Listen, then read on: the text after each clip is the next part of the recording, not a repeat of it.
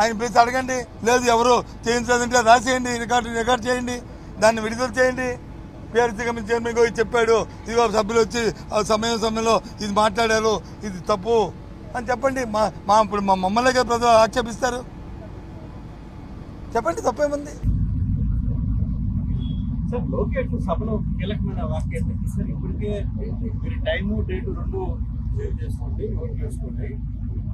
చాలా మంది అక్రమాలకు పాల్గొన్న వ్యక్తులందరినీ కూడా వాళ్ళకి రోజులు లెక్క పెట్టిస్తాను. అట్ సేమ్ గా ఆల్రెడీ ఇప్పటికే మీ పార్టీకి సంబంధించిన ఒక వ్యక్తి జైల్లో ఉన్నాడు. సార్ సందర్భం లేని, సమయం లేని అంశాలని సభలో మాట్లాడడం అనేది అది ధర్మం కాదు. అయినప్పటికీ కూడా ఇన్స్పైట్ ఆఫ్ దానికి కూడా మేము సమాధానం చెప్పాం. ఏ ఎంక్వైరీ అయినా నిష్పక్షపాతంగా చేసుకోండి, ఎవరైనా తప్పు చేస్తే వాళ్ళ మీద చర్యలు తీసుకోండి. మాకు అభ్యర్థి చెప్పాను, దట్ ఇస్ రికార్డ్. యాక్చువల్గా ఆయన మాట్లాడకూడదు, ఒక గౌరవమైన మంత్రి ఆ మాటలు మాట్లాడకూడదు. సరే మాట్లాడారు, తెలుసో తెలియకో మేము చెప్పాం కదా, చేసుకుని చెప్పాం కదా, ఇప్పుడు కూడా చెప్తున్నాం కదా, తప్పేముంది? ఇప్పుడు మేము చేయొద్దు, లాభం లేదంటే ఊరుకుంటుందా ప్రభుత్వం? తప్పు జరిగితే తప్పు ఊరుకుంటే అది సమర్థమైన ప్రభుత్వమా? కాదు కదా, సమర్థమైన ప్రభుత్వం కాదు కదా. చిన్న ఎగ్జాంపుల్ మీకు చెప్తానండి, చిన్న ఎగ్జాంపుల్ ప్రభుత్వం దాని పనితీరు ఎలా ఉందో. మొన్న గ్రూప్ 2 పరీక్షలు జరిగినాయి. వాళ్ళందరూ రోస్టర్ పాయింట్ మీద వాళ్ళు యాక్టివేట్ చేస్తున్నారు. దాని మీద విద్యాశాఖ మంత్రి గారు వచ్చి ఒక ట్వీట్ పెట్టారు, దీన్ని పరిశీలిస్తున్నాము, దీని మీద సమగ్ర న్యాయం చేస్తామని. సరే, అవకాశం లేదో అవకాశం ఉందో సెకండరీ పక్కన పెట్టండి. దాంట్లో చేయడానికి అవకాశం ఉందో లేదో ఆ మన్నాడు నేను ప్రెస్ కాన్ఫరెన్స్ పెట్టి మా పార్టీ తరఫున చెప్పాము, ఇది చాలా సున్నితమైన అంశము, దయచేసి దీని మీద దృష్టి పెట్టి సమయం తీసుకుని దీన్ని కొంత సమయం తీసుకుని పరీక్ష పెట్టి పిల్లల తాలూకు భవిష్యత్తుని చూడండి అని చెప్పాము. వెంటనే ఆ సేమ్ నెక్స్ట్ డే ముఖ్యమంత్రి గారి కార్యాలయం నుంచి ఒక లేఖ రాశారు, వాళ్ళు సమీక్ష చేసుకొని. ఏమని? ఈ ఎగ్జామ్స్ వచ్చి మీరు చేసి ఎగ్జామ్ చేసి పొడిగించండి, దీని టైం పొడిగించండి అని. వాళ్ళు ఖాతరు చేయలేదని చెప్పి మళ్ళీ లీక్ ఇచ్చారు. ఏమనుకోవాలి దీన్ని ఏ విధంగా ఈ ప్రభుత్వం సమర్థనీయ ప్రభుత్వం అలా లేకపోతే ఏ భాష వాడాలా? ఇంకేదైనా భాష వాడితే చూసారా మమ్మల్ని ఎంత కఠినంగా మాట్లాడారు అని అంటారు. చెప్పండి, సమర్థనీయమా ఇది?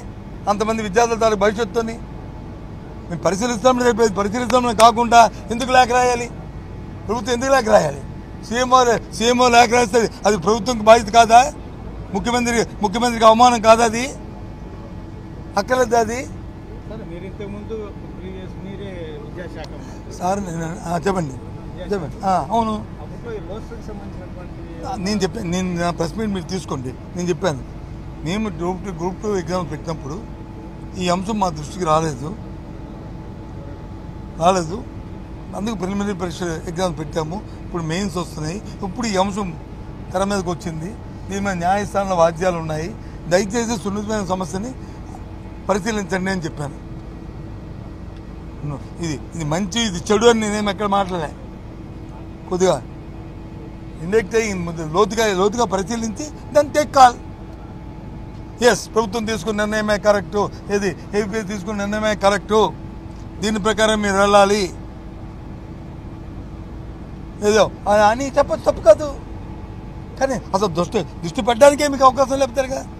సో అది, కానీ ఏదైనా సరే బై అండ్ లార్జ్ ఇవాళ మేము బాయ్కాట్ హౌస్ నుంచి మేము వాకౌట్ చేయడానికి కారణాలు 2. ఒకటి, గవర్నర్ గారి ప్రసంగంలో ఒక దశ లేదు ఈ రాష్ట్రానికి. ఆ ప్రసంగం అంతా కూడా ఒక 2-3 మాటలు అయితే చాలా బాధాకరమైన మాటలు ఉన్నాయి. అది ఆ బుక్ ఎక్కడుందో కానీ గత ప్రభుత్వం చేసిన విధ్వంసం అని చెప్పి గవర్నర్ నోట్ అని చెప్పడం. విధ్వంసం ఏంటండి గవర్నర్? ఆ భాష ఏంటండి ఇది? విధ్వంసం అని అది పొలిటికల్ లాంగ్వేజ్. అది ముఖ్యమంత్రి మాట్లాడిన అర్థం ఉంది, కానీ గవర్నర్ నోట్ అంటే విధ్వంసం అని మాట్లాడించి వచ్చింది. ఆ ధర్మ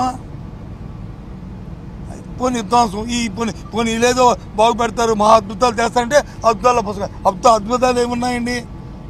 24 గంట 47 గంట ఇప్పుడు సూపర్ 6 కాదు, సూపర్ 10 అంటే సూపర్ 6 ఉత్కాకి అయిపోయింది.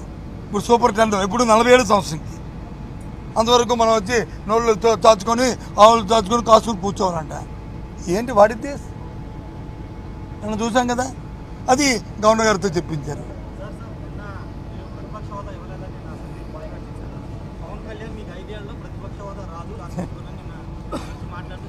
సార్ ఇక్కడ పాపం ఆయనకి రాజకీయ అవగాహన ఉండి మాట్లాడారు, లేదు ఆవేశంతో మాట్లాడారు, ఏదో చెప్పాలని చెప్పారు. అయితే నేను దాంట్లో ఏంది కామెంట్ చేయను, కానీ ఆ 3 అంశాలు ఏదో ఒక అంశమై ఉంటుంది. ఎందుకంటే ఏదైతే రాజకీయ శాసనసభలో ఉన్న పక్షం మేము అడిగిన డిమాండ్ ఏంటి, శాసనసభలో ఉన్న రాజకీయ పార్టీల్లో మూడు పక్షాలు వచ్చి ఒక పక్క ఉన్నాయి, అది అధికార పక్షం. ఇంకా మిగిలిన ఒకటే పక్షం, ఆ పక్షం వచ్చి వైసీపీ. కాబట్టి దానికి ఆ స్టేటస్ ఏమని అడిగాం. లేదు అంతకంటే పవన్ కళ్యాణ్ గారు చెప్పినట్టు, డిప్యూటీ సీఎం గారు చెప్పినట్టు ఆ పార్టీకి ఎక్కువ ఉన్నాయి. ఎస్, ఆయన కానీ తీసుకోమని అపోజిషన్ మాకు వెళ్ళడానికి హక్కే లేదు. ఆయన అపోజిషన్ లీడర్, ఆయన ఉంటానంటే మాకు హక్కు ఎక్కడ ఉంది? మేము అడిగితే ఆ అమ్మాయికి అనుకోరండి. నేను అన్నానా ఆయన అన్నారు, నేను అన్నాను చెప్పండి. నేను అంటే తప్పు. ఆయన అపోజిషన్ లీడర్గా ఉందాం అనుకుంటే అప్పుడు మా పార్టీకి రాదు. ఎందుకంటే మా పార్టీ కంటే వైసీపీ కంటే ఆయనకి ఎక్కువ ఉన్నాయి, 21. సరే, జనరల్లో ఓట్ల ప్రకారం ఉంటుంది, ఇక్కడ వచ్చి సీట్ల ప్రకారం ఉంటుంది. మన డెమోక్రసీలో, మన రాజ్యాంగంలో ఉంటుంది. ఇది అందరికి తెలిసిందే. మాకు 40% ఓటు వచ్చినా, ఆయనకు వచ్చి 6%, 7% ఓటు వచ్చినాయి. సంఖ్య సీట్ల మీద ఉంటుంది తప్ప ఓట్ల మీద ఉండదు, ఓటు శాతం మీద ఉండదు. ఐ అగ్రీ అబ్బాయి, అందులో రాజీ లేదు. కానీ రెండో పక్షం ఏదైతే ఉంది, రెండో మాట అది మేము మాకు ఎక్కువ ఉన్నాయి వస్తే మాకు వస్తుంది అనే మాట అర్థం వచ్చేటట్లు మాట్లాడితే ఎస్ వాళ్ళకే వస్తుంది, తీసుకోమని నేను అడుగుతాను. నూతనమా వాళ్ళు ఉంటే మేము అడగడానికి అడిగితే మీరే మా మొక్క మీద ఏంటయ్యా ఏం పోయింది అంటారన్నారు మీరు. చెప్పండి, నువ్వు అడిగారు కాబట్టి చెప్తున్నాను. నేను నా అంతా నేను చెప్పలే. సార్ మీరు సీనియర్ పొలిటీషియన్. నిన్న జరిగినటువంటి గవర్నర్ ప్రసంగం అనేది కౌంటర్కి రాదు కాబట్టి వైసీపీ ఎమ్మెల్యేలు వచ్చినా కూడా అది అసెంబ్లీకి హాజరు అయినట్లు కాదు అని చెప్పి సార్ అది అప్రస్తుతం అండి. మాకు మీరు ఊరికినే 2-3 ఛానల్స్ పత్రికలు ఇది డేట్ కౌంటర్, ఆ డేట్ కౌంట్కి వస్తుందని మేము వచ్చామా? ఆ డేట్ని మేము ఎక్కడ కూడా వచ్చామా?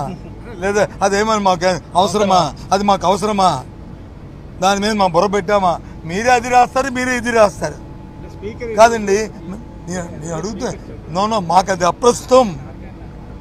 మేము దాని గురించి మేము వచ్చి ఉంటే మీరు స్పీకర్ ఒక మాట, ఈరోజు స్పీకరు మొదట మాట్లాడటంలో మొదటి రోజు సమావేశం అని కూడా మెన్షన్ చేశాడు ఈరోజు. సార్ నేను అంటుంది మీకు అర్థం అవ్వట్లేదండి. మాకు ఆ డేట్లో ఇది కౌంట్ అవుతుందా కౌంట్ అవుతుందో మాకు అప్రస్తుతం. మా బుర్రలో కానీ, మా ఆలోచనలో కానీ, మా విధానంలో కానీ అది లేదు. లేదండి మాకెందుకు ఏమని? సరే ఆయన తెలుసు, మాకు నేను అక్కడ లేదు. కానీ స్పీకర్ గారు మరి మా హౌస్కి వచ్చి ఉన్నా, లేకపోతే నన్ను పిలిస్తే కాఫీ ఇస్తానంటే వెళ్ళి చెప్తున్నాం. అది మాకు అప్రస్తుతం అండి. మీది కౌంటింగ్ కోసం మేము ఈ డేట్ల కోసం మేమేమీ సభకు రాలేదండి. మా హక్కుని మేము మీ ద్వారా సభ ద్వారా గవర్నర్ గారి దృష్టికి, ప్రజల దృష్టి తేడానికి వచ్చామండి అని చెప్పేవాళ్ళం. మేమెందుకు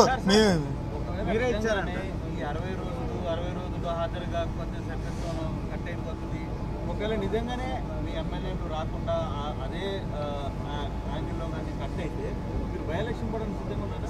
సరే, అది కాదండి, ఎంత అమాయకమైన ప్రశ్నలు వేస్తారండి. మాది రాజకీయ పార్టీ అండి. రాజకీయ పార్టీ అన్ని అంశాలకి అన్నిటికీ తయారుగా ఉంటుంది. మేమేమి సాధువులం కాదు, మేమేమి తపస్సు చేసుకోవడానికి మేము వెళ్ళి ఋషులం కాదు. మేము రాజకీయాలు ఉన్నవాళ్ళం.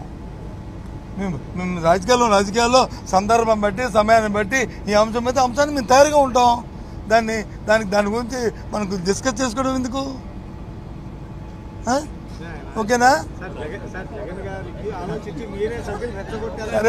సరే ఇగో ఎవరైనా సరే లీడర్ నాయకత్వం వహించిన వాళ్ళు రెచ్చగొడితే చంద్రబాబు నాయుడుకి వచ్చి నిన్న అది ఈ లేఖ తప్పురాజండి ఆయన తప్పుతో పట్టించారా? చెప్పండి, ఒప్పుకుంటారా? చంద్రబాబు నాయుడు నిన్న లేఖ రాసింది సీఎంఓ, ఆయన తప్పుతో పట్టించారా? ఆయన ఆలోచన అయింది, ఆయన విధానం అయింది. ఇలాంటివన్నీ చిన్న చీప్ క్వశ్చన్ ఇవన్నీ అవతల వాళ్ళ వ్యక్తిత్వాన్ని మనకు కించపరిచిన మాటలు ఇవన్నీ దయచేసి ఎవరు రాకూడదు. ఎవరైనా సరే వాళ్ళ వ్యక్తిత్వాన్ని పెంచే మాటలు మాట్లాడాలి తప్ప వ్యక్తిత్వాన్ని దించే మాటలు మనం మాట్లాడదు. ఎవరైనా నాయకత్వం వహించిన వాళ్ళకి ఒకరు సలహా ఇవ్వడం ఏంటండి? ఆ సలహా ఇస్తే నాయకుడే కాదు, నాయకత్వం ఉన్నది సెల్ఫ్ కాన్ఫిడెన్స్తో సెలబ్రేషన్తో ఎప్పుడూ ఉంటాయి. ఏ రాజకీయ పార్టీనే ఉండాలని నా డిమాండ్, నా కోరిక.